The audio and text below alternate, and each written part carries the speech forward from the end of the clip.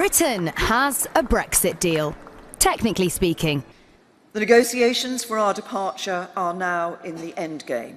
British and EU negotiators have agreed on a draft of the divorce deal text. Now we're just waiting to see what it says officially and whether politicians in London, Northern Ireland and the EU will get on board with it. The next step, a meeting between Theresa May and her fractured cabinet on Wednesday. They'll be well aware there's just 5 months until Friday, the 29th of March, the Brexit grand finale.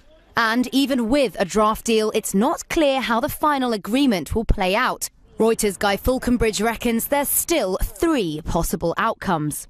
So the most likely option, the one that Goldman Sachs thinks is 70% likely, is a last-minute deal. Basically a deal anywhere from now until the 29th of March, when we're supposed to leave.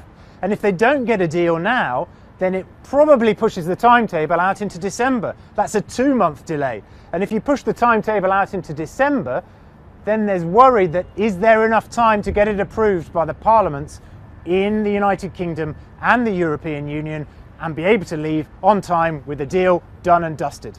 One of the other main options is disorderly Brexit, the nightmare for everybody involved, from the EU to the UK to businesses, apart from a few Brexiteers who think actually disorderly Brexit might be okay at the end of the day.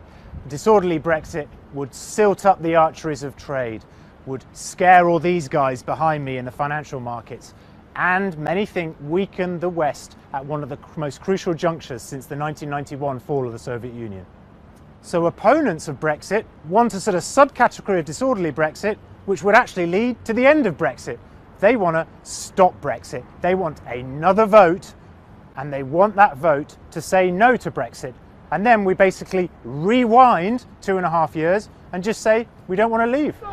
It's very difficult to understand how another vote would be called and by whom. Who would say we want another vote? The polls show Britain is divided, but probably would vote to stay in if it was given another vote. Whether it will happen is very, very unclear. Stop Brexit!